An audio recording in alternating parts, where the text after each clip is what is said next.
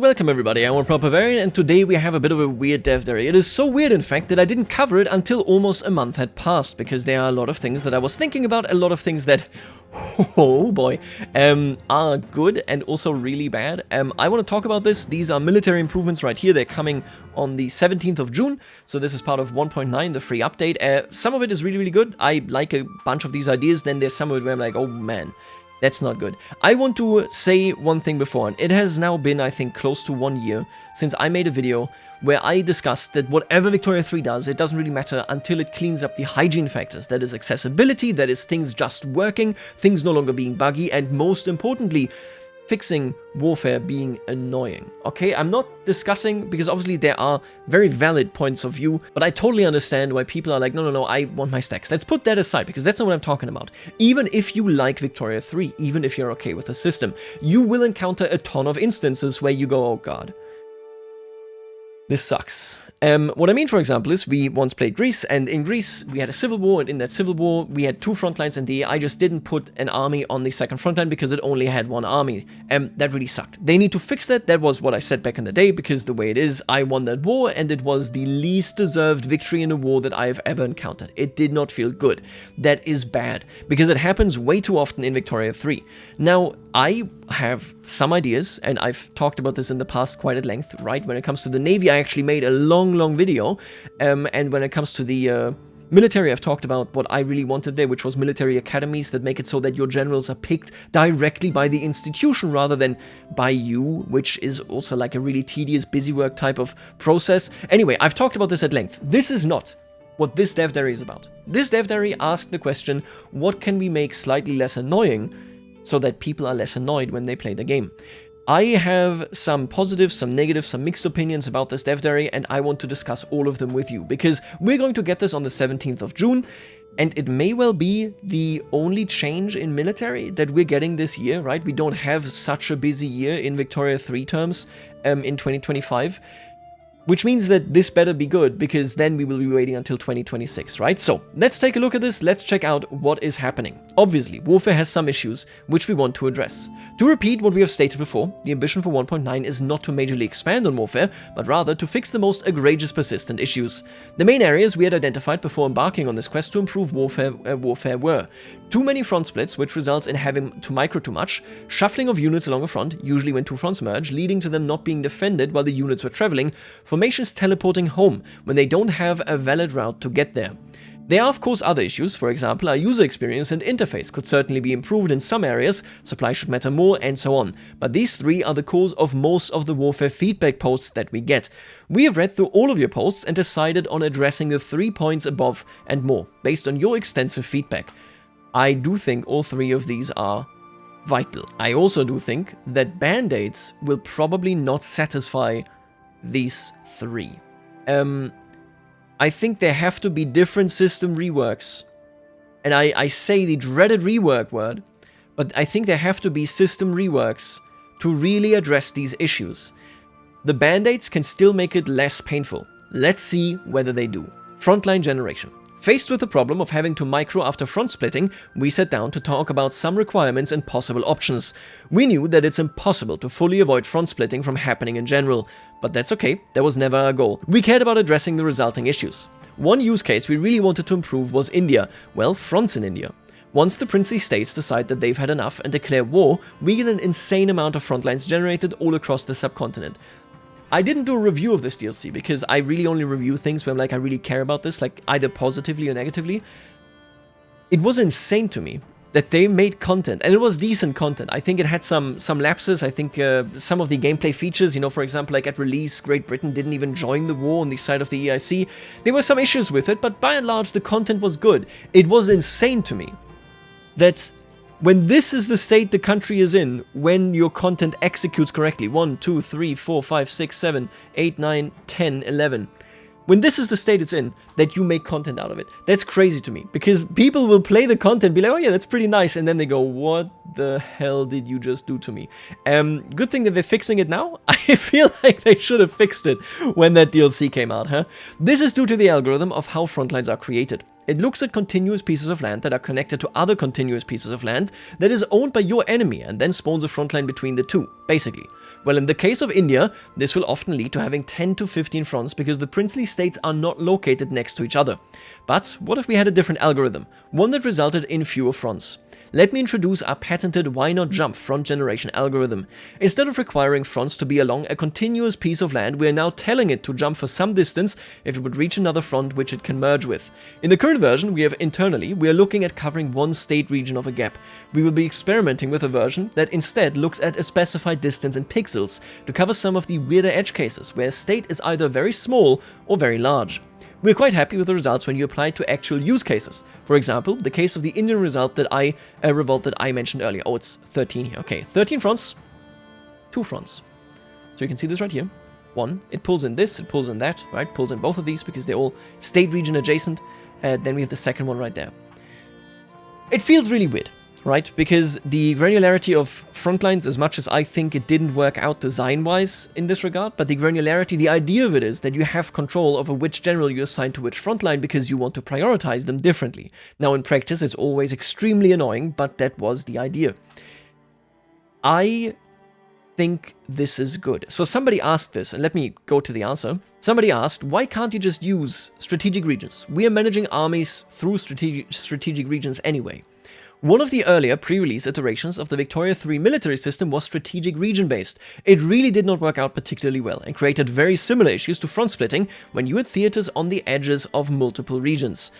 I will tell you right now, if you remember this, before release I had the warfare theory, the crackpot theory, and essentially I also worked off of strategic regions just because that was the closest terminology match that I had found. So I thought, hey, maybe this is what they're doing, right? I also at the time was like, I don't really know how they would do this because strategic regions are very arbitrary, and when they mix, when they meet, right, how does it behave? That was a question that I had. I didn't have an answer, so it's obvious to me, or at least it's evident to me, that this might be having the same issues as regular front lines. Nonetheless, the idea of a theater, so let's kind of get away from the term frontline for a second, this right here is clearly not a quote-unquote frontline. It's a theater. You are participating in a theater, right?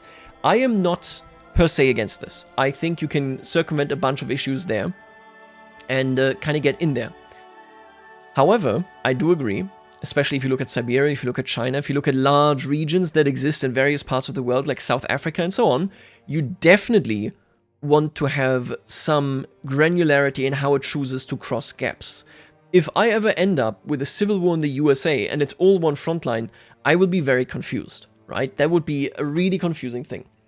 Doing it via pixels sounds more intuitively correct, as if it would work out. Now, the other thing that I want to mention is that when this launches, we really desperately, and I don't believe that it works in the current version, we really desperately need strategic objectives fixed. They need to work. As we are losing the granularity of assigning specific armies and generals to specific locations because we want to take those over specifically, we need to make sure that we can tell people, hey, I need you to attack specifically Nagpur, because maybe that is the war leader or something. If we don't get that, this will feel super bad. Not worse, I think, than it is currently, because how could it be worse than this? But still pretty bad. I think that's very important, so I hope that they got this on their radar and that they fix that they figure that out. Because if the strategic objectives work well, and I think they need to be expanded upon, they need to be looked at from an angle where it's specific generals will attack along this route, you basically need to be able to draw something there, right? Think Hoi 4. Just so that you get granularity of what they need to do after they get that state. Sometimes you mark a state so that they then get to a different state and then you mark that state. We need this expanded upon. This is important. If strategic objectives in the version with which this one will launch will not work, this will be kind of sucky. If they will work, and you will see this actually further down below here, if they will work, even the German war might feel pretty decent. This is the German Unification War, I believe. Take a look at this. It's the Westphalia-Ile-de-France front. You need to rename this. This is the German theater. That is what this is. This is not a front. What do you want from me? It includes the Alsace-Lorraine front line. It includes all of this. It includes all of this. Not a front. This is a this is a theater, okay? But especially here, I think it should be very obvious why it would be important to have strategic objectives. Every advance on this front line counts as one, right? This is, you might attack here, you might attack there. That is one battle that will occupy you that you cannot start anywhere else. Whereas previously, you had 1 trillion front lines, right? So you could attack here, you could attack here, you could focus in on different things. And I can already see, by the way, that they're occupying this, which is just, ooh, okay. Anyway, what I'm saying is, strategic objectives are more important and they need to be expanded upon more than ever before. It is mandatory that that stuff works perfectly fine.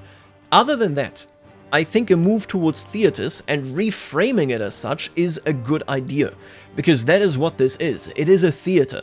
It is not a frontline anymore. Despite, of course, again, technically following a line, but especially now, sorry, it literally doesn't follow the line anymore. It's a theater. I'm fundamentally, I think I was more negative towards this when I read this initially, but I've come around since because there are sensible things that can be done to make this work. And I think, like, we're going into that direction, right? I would like, for example, to tell specific generals to attack specific locations right now. Any general can be anywhere at any given moment. I would like to specialize this and maybe to make even offensive and advance commands to be specific to particular states, whereas defense just defends the entire thing, right? The entire depth of it. So that we have more granularity in the attack if we don't already have it in the assignment.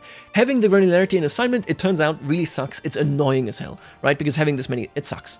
We need granularity in making the advanced decisions now. That is where I'm coming from. I think that is my entire position. I need to be able to say, take out Missouri first, forget about the rest. Take this down, be done with it, and then we go higher up, because we can capitulate Missouri, and that's really nice. That is where I'm coming from. Let's continue, though. I think it's a mixed bag. I hope, basically, they can get it right, but they need strategic objectives, and they need to deepen strategic objectives going forward. Let's talk about front camps, which is really confusing to me. We have probably all seen armies march to the other end of a front they were assigned to, seemingly just because they felt like it. Well, in reality, this is because armies are assigned to front camps, specific positions along a front to spread them out. When two fronts merged or a front split, we would re-evaluate the front camps, and the armies in them were assigned a new valid front camp. That could mean their new camp was on the other end of the front, meaning they would pack up their things and start marching. So we have taken a look at this algorithm as well, and made some seemingly small changes which should result in a much smoother gameplay experience though. We now make it so that as long as an army is positioned in a front camp, which is still valid after a front change, they stay there. The armies were spread out evenly before, so the same distribution should make sense after a split or merge too. This can still lead to armies starting to move, for example, because it was their front camp that wasn't validated, because it is no longer part of the front, for example. But that is a logical reason to move. It is hard to showcase this behavior change in images, but internal test results have been positive about this, and we hope you will feel the same. There's much less unintentional shuffling of armies along a front, which was the main point of this change. Why does this exist? I do not understand it. Practically speaking, okay, I understand the visual desire to have front camps along the front. I get it. But also, practically speaking, your general and your commander can, like, attack anywhere at any given point and defend anywhere at any given point. Why are they distributed, technically speaking? Not to mention that when a front position gets invalidated because that front moved, either because we pushed or they pushed, isn't it implicitly true that that army is the one that moved with that front line? That's its literal position that moved. I don't understand why this algorithm is even necessary mechanically outside of just a pure visual representation that looks nice, eye candy. This right here, let's say my front gets pushed, and now I am further back. I'm already there. That's how I got pushed. That's the whole point. But again, the other thing that I also want to stress there is, we don't actually assign armies right now, mechanically, to only fight in wherever their physical front camp is. Which means, why are we handling this via front camps then? I would assume that we could, with how things work right now, also just say all armies are at the front, period. That's the way it is. They're all at the front. Which means visually you can distribute them, and that can happen, but they are all at the front. And if the front moves, if it invalidates, whatever, they are all still at the front. I don't get it. I don't understand this. I have some stuff on my hard drive where... Okay, you can't say stuff like that today. No, I have some stuff where I wrote down how I would like, basically, us making choices at the frontline level. So, what I would like to see expanded upon and stuff. It literally came to me in a dream, okay? I wrote that down ages ago, and I was like, I'm not going to make a video on this because I think we're not going to see any meaningful warfare reworks until like 2026, and I think I'm right about this. But basically, I was like, I have these ideas for how it could and should actually matter. I can tell a general and an army to specifically attack down this route, and then we have a long-standing offensive with several battles that follow upon one another and that kind of stuff. And in that case, it matters where my army is. Sure, it does. But we don't have that right now. This whole thing, I don't understand why an army ever leaves a frontline it is assigned to, no matter what happens. It doesn't make any sense to me. Because other than the visual representation of front camps, what the hell is happening? Nothing. I don't get it. I don't understand it. I hope it makes it less annoying, but I don't understand why it's here in the first place. Let's just move on. Teleporting armies. The issue of teleporting armies comes to be when there's no valid front available for a formation to go to. This can happen, for example, when a formation is isolated by neutral territory or the front they were moving towards being pushed into unavailable space. We have always had some fallbacks for missing spline connections, for example, which allowed armies to simply march through terrain, though there wasn't really a path defined. And teleportation was a fallback solution for worse cases. But now we are refining this particular one into a more of an actual feature, which should make it possible for armies to not teleport home again. What we are doing is to take a lesson from our other titles and implement an exiled army status. Once an army finds itself in a situation where they would have previously beamed home, now they will enter exile status and have to walk or ship home. Exiled armies have a few special rules. They can march through neutral and enemy territory, they are not able to attach themselves to a front, they need to regroup, they suffer from attrition as if they were present at a front, and their organization value will drift towards 0 over time. Some people made the case, hey, listen, if I destroy an army, like if I push them in so far that they got nowhere to retreat, shouldn't they just get destroyed? And I think I would like this as like an extended feature, but I think this is already a good solution. We know this from other games, you know, this is something that can happen. It's, yeah, fair enough. I think this is decent. I like this. I don't really think I have too many things to say about this. It also makes it so that they will go to an HQ that is close to where they already were, which then makes it easier to do naval invasions. The frustrating thing was when a naval invasion goes wrong, boom, they teleport home. They have to go around Africa, the whole thing again, just to invade China. Now this should be much, much better. I think this is a good thing. I like the icon. Whatever. Works. Organization, supply, and morale. Let's talk about those. I think these are good changes. Right now, organization is a value whose limit is determined by the commanders in the formation and used by your units. If there are sufficient commanders, it always is at the maximum value, and if there shouldn't, as suddenly isn't, because an unfortunate accident happened, well, then the organization will drop immediately to the new target value, leaving the army shattered. What we're doing now instead is making organization a drifting value, meaning that when an important commander dies, the target is set to, say, 40, but it will take a while to go down from 100, enough time for you to hire or promote a new general in their place. Organization drifting from 100 towards 0 at a rate of 5 per day, because the army is exiled and has too many special units. There you go. Makes sense. Sure. Negative effects from low organization also scale a bit differently now. If you go down to 0, you will suffer 100% of the penalties. Previously, this was set to 25. But it's working better with 0 and the drifting, I agree. Yeah, good stuff. Another small change we're doing alongside this is that we're adding a base command limit of 10. That means that small formations, max 10 units, do not require a commander to have full organization anymore. With regards to supply, we're making some small but impactful changes too. Previously, supply impacted morale. Instead, it now affects it via organization. It does so by multiplying the organization target. So that means if you have 50% supply, that's where it is, right? So you get 50 instead. This gives supply a lot more teeth than the previously rather harmless effects. I agree, I cut off people navally, didn't do anything, I felt frustrated. I remember this very vividly. It was an invasion. Oh, this was actually in a video, wasn't it? Was I cut off or did I cut off somebody? We were fighting in East Prussia. I don't know which playthrough this was, but yeah, sucked. I didn't like it. I think it was the South German Federation playthrough. Anyway, these changes are good. I like them, nothing wrong with them, and I think that's about it. The next one, that's a big one. Military access.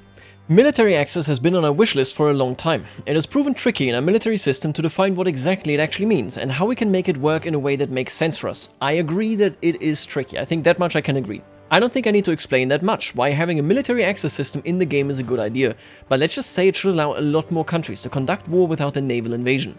The way this is set up is via a diplomatic pact that two countries can establish. It is one-sided, so for example, Belgium could grant military access to Prussia without being granted the same. Additionally, having an alliance with another country will inherently also provide military access.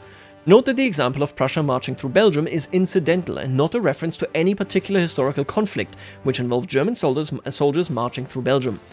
Okay, that aside. What I should explain though is how Prussia can actually make use of the military access right they just secured. Let's imagine we play as Prussia and find ourselves at war with France. Now we'd like to open a second front with them using a route through neutral Belgium's territory into Champagne to get to Paris. Well, with the press of a few buttons we are able to do so. You essentially plan an invasion, the same way that you do for a naval invasion. Once you press the Plan Invasion button, you will see an interface you may know from naval invasions already, which shows all potential invasion targets via the sea but also via land. Note the extra options for states Champagne and Lorraine, which are accessible through the military access to Belgium. There they are. When we select Champagne, we see the panel where you select your armies. Once selected, they will prepare for a while, much like naval invasions. These invasions via land will work almost like naval invasions minus the boats. While preparations are ongoing, a new front is already spawned at the point of invasion, so that the defender also has the time to react and send forces to defend. Once prepared, the Prussian attackers will be able to start advancing the new front. So this is what that looks like. France, on the other hand, will only be able to defend this front and cannot push into Belgium. The conditions to see this front disappear are the same as for naval invasions, so after 3 failed attempts, the front disappears and the attackers return to their HQ. But what if France wants to fight back and take the fight into Prussia? Well, they can also open a second front via Belgium. When any country uses their military access via a neutral country to invade another country, their enemies will also gain military access to the neutral country. So keep that in mind when you go around securing these rights. Before I talk about this, I want to read the dev comments pertaining to this, so that we have the full information that I thought was important, and we can talk about it in light of that. So firstly, will military access allow us to station troops in the HQs of friendly countries? No, it is only used to attack through them. I can see the merit of military access and launching an invasion through Belgium into France. I would like to point out, however, that as France, I would be very annoyed if Belgium is permitting Germany to attack me from their territory. I, on the other hand, have to respect their non-belligerent status? Sorry, but if Belgium is allowing Germany to attack me through their territory, they aren't neutral anymore. They are actively hostile. So I'd like to have an option to threaten Belgium with war if they would allow Germany to attack me from their territory. As we state in the dev diary, granting one country military access will also grant their opponents military access. I'm thrilled about the changes, especially the land invasion and military access features. As a suggestion, I think countries that grant military access to invading nations against defenders should potentially face consequences for taking sides. Something we could potentially do is allow violate sovereignty on any country granting access to the enemy, and make the AI much less likely to intervene to defend them, since they are not really being neutral. In the example of Germany invading France through Belgium, if Germany wished to invade through French Low Countries, would they get an option between naval or land invasion? Also, these changes look really cool. Yes, they get the option to navally invade or through Belgium. It depends on whether you assign a fleet. If I understood correctly, Belgium and Germany are allies. That means that Germany gets military access through Belgium in a war with France, where Belgium is not a participant. In this case, why would France get military access through Belgium to attack Germany? Because it wouldn't feel good to just sit at the border as France, waiting for the attackers to come without having any agency to counter it. Kinda worried about this military access invasion option. Perhaps I misunderstood. But if I got it right, isn't it going to be weird to get invaded through the same country if both war parties have military access there? Like in example of Belgium, Prussians go to invade France, French soldiers going to invade Prussian lands through Belgium. In theory, troops of both countries simply pass by each other in middle of Belgian lands, wave at each other and proceed to attack. From the game mechanics point of view, I get it. From point of view of immersion, it's shaky. Yeah, it's certainly not perfect, and it was raised during design sessions, of course. The way that I see it now that kind of makes sense in my head is that the two parties are actually fighting for control in the wider Belgian area. Eventually, one side may be able to overcome the other, and it results in a regular front after capturing the full state. Once one of the invasions succeeds, the other one will disappear, indicating that one side is won, push the enemy out of Belgium and further back into their target country. I of course see it's not perfect, but for me at least, this kind of worked after playing with it. Also, are there any restrictions on military access when it is overseas or only one party benefits? For example, a Zimmerman telegram situation where Germany invades US with Mexican military access. No restrictions currently planned. I will have a think if that's necessary, but intuitively I'm leaning no. So, let's talk about this. I do think military access is a feature that is currently missing, and it needs to exist. I do believe this to be true. But I think the way it is here is not good. It makes perfect sense in my mind that other countries that, for example, are in the German Confederation, let's say Lüneburg, or whatever is in the way between Schleswig-Holstein and Prussia, that they can give you military access. Both sides get to basically walk through it because they don't care about Lüneburg, right? It's a very tiny country. Who cares? And then so they basically leave Lüneburg alone and just advance through it. I can picture this. Makes sense to me. As Denmark, you want to take Berlin. You don't care about Lüneburg. Who cares? However, the moment you get to a larger country, and there are edge cases to this I can already see that I do not enjoy at all. The moment you get to a larger country, sorry, that country is just participating in war. They took the example of Belgium, which is very confusing to me, because the example of Belgium is not an example of military access in any way. It's an example of violate sovereignty, right? If we do Belgium through military access, and if they implement what they said, what Wiz said at that point, I think it was Wiz, where they said, hey, we might make it so that like you can easily violate sovereignty then, and then you can just fight them. Why would I do that? Sorry? Picture it this way. My enemy has Belgium, and they are friends, and they use military access, and we can attack through them. Which means I don't need to fight Belgium. Why would I violate so? I don't get anything out of it. If I could add war goals, okay, sure, I understand. But I can't. So, the way I see it, I don't think it's a solution. Like the violate sovereignty option where nobody intervenes because they technically weren't neutral. I don't think it's a solution at all. You can't add war goals. Now, at the same time, if I'm the one violating sovereignty because they give military access, in what world would I do that and give them a free ally without them having to spend maneuvers in the diplomatic play? I don't get it. I do not understand the concept of this. It doesn't make sense to me. It makes sense for small nations, very small nations, and it makes sense for special circumstances like the German Confederation, for example, and it makes sense for unrecognized nations. I think that can be completely sensible.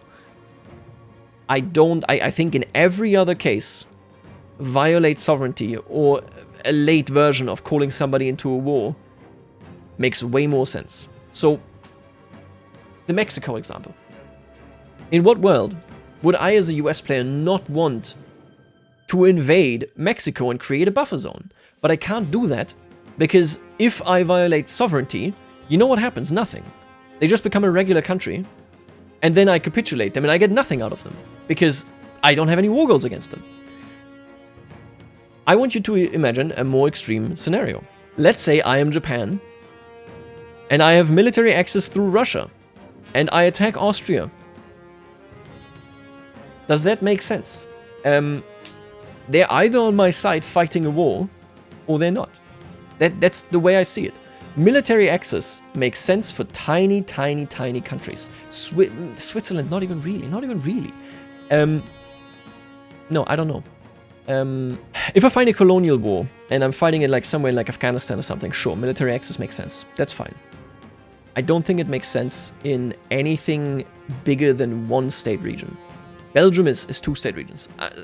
And it especially doesn't make sense in the case of us not even being across that military accessed country, right?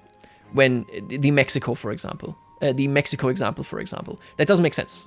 Japan and Russia into Austria doesn't make sense. I thought what they ought to do is make military access available for very small and for unrecognized countries, because for them it kind of makes sense if you think about it. And for everybody else, you need violate sovereignty and you should rebalance the AI weights for violate sovereignty. So what I mean is I don't know whether they ever fixed this. I've always played with the mod by, whatever his name is, Ferris.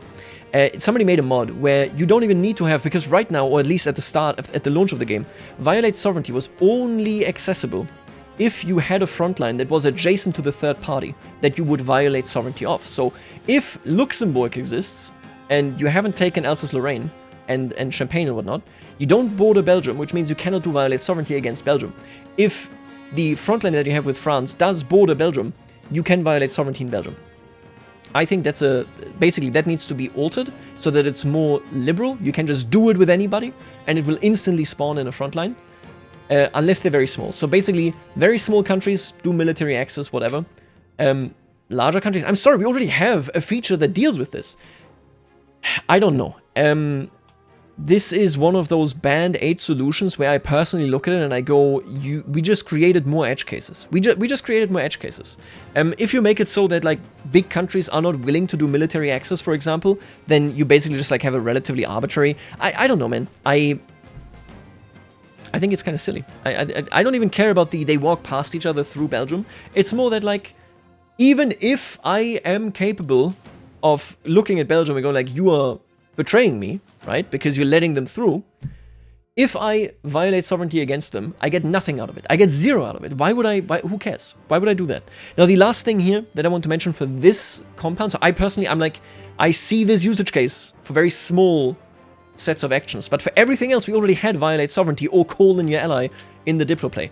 The last thing here is that I'm kind of annoyed because with naval invasions, it doesn't create a frontline, right? You invade the region, and the troops that you have stationed in that region will automatically defend it. With this one, it creates a frontline, and you have to assign something to that frontline, or you just get overrolled, right? So the way I see it is, I wish it was as automatic from the defensive side of things as a naval invasion. I gotta be honest with you, I'm not convinced by this. I feel like it's gonna work for some cases, and we're gonna be very happy, and then there's gonna be 1 trillion edge cases, which will leave all of us not very happy. But okay, let's move on. Let's talk about UI improvements. First up, we now use the more compact mobilization window layout for formations by default. Awesome, love it. We've updated the formation tooltip. It now shows which units are in set formation. Additionally, we now expose offense and defense stats of units in fitting places. Nothing wrong with this. That's completely fine. Yep. Yep, there you go. Also, the cost of war needed to be highlighted a bit more. It's a pretty important number. Yes, but do me a favor, can we start framing numbers? That would be so awesome if you could start like framing them so they don't just lie in the middle of nowhere. Another change we're doing is to stack all allied enemy formation markers that are on the same front. So from this, which is not readable, we go to this. I am cool with this. I am fine with this. I am not fine with this. So I want to talk about this tooltip in a second, or for just 1 second. You're looking at this. This is the aggregated tooltip of troops that are at all of this, right? All of this is one frontline right here. 1 theater, I want to say. I do not care. If I look at my enemies, I do not care what their army names are or how many troops are in the army. What I actually need is like a, first one is infantry, second one is horses, then artillery. You know what I'm saying, right? So like, I need a breakdown. I can't hover over all of these individually and get that breakdown. I need a breakdown automatically for this tooltip the same way that we have it right here. So basically, I like this, but I think this tooltip is completely useless and it will not do anything. I will still just click the bubble and consult the actual screen, right, where every army is stored in a menu. Alright, I have one last feature outlook I want to mention today. This feature is still very actively in development, but we want to let you know that we are currently working on implementing the possibility to edit mobilization options for your formations in bulk. Cool. Please implement it, would be great. Closing thoughts. I cannot stress enough that this is not marking the end of military improvements. We will continue addressing issues that aren't up to par and free updates as we have always done. We also would like to come back to the naval improvements we have previously teased, but these changes are much larger in scope, so we can't tell exactly when they're coming at this point. I swear to God, you better not mean 2027 here, okay? Listen, I think it's fine. It's fair in 2025 as you're doing other stuff already, and as you clearly... Listen, 2025 is relatively content light. So in my mind, you're probably sitting there working on 2026 content to a degree, right? I get it. I hope that as navies, I hope that as military academies, let 2026, let 1,000 blossoms bloom, okay? Let it be the year of the military. And I understand that until then, you have to work on band-aids. What else are you going to do? You can't do that many different things. However, I really think band-aids are not enough. They're not good enough. They are not good enough in any way whatsoever. The military access stuff is... I already know that they will have to rework that later. I don't understand why front camps are a thing unless we assign value to the actual front location of an army, which we seemingly are not doing, right? The frontline unification stuff, honestly, that's probably the soundest thing out of the big changes that they're making here. There are good changes here, like the organization supplies, yada yada yada. But in that video, like a year ago, whenever that was, where I was like, we need fixes that go beyond just band-aids. The annoying element of this needs to stop. It needs to come to an end. And that is clearly not happening. That's all I can say, really, right? If you have a system like this one, and it doesn't work, you need to really like go in there and make it work. And the band-aids will never do that. I hope that it gets better with the changes made here. I think it will. Like, there's so many cases, like the Greece Civil War case, right? That kind of stuff where I'm like, okay, this looks better. But like the whole thing about, for example, supply and organization no longer dropping instantly. Sorry, but the fact that I'm manually choosing the generals completely arbitrarily in whatever exact case that I want, and then I arbitrarily get to promote them and nobody else cares, this whole thing still needs so much more work. I pray it's going to be 2026, man, because at some point you're pretty deep into the lifespan of a game already. Not deep for a Paradox game, but in real lived hours and years, right? I need military to stop being annoying. I hope that the changes here, despite my fears around certain things like military access and the believability of certain things, that this will make it less annoying, but I don't think we're nearly at the end, and I don't think band-aids are ever gonna bring us to that end. There's no way around that in my mind. Whew. Yeah, that's it for this one. On the 15th, we get company charters. Let's figure it out, let's see how that goes, and I'll see you then. For now, I will see you later, alligator.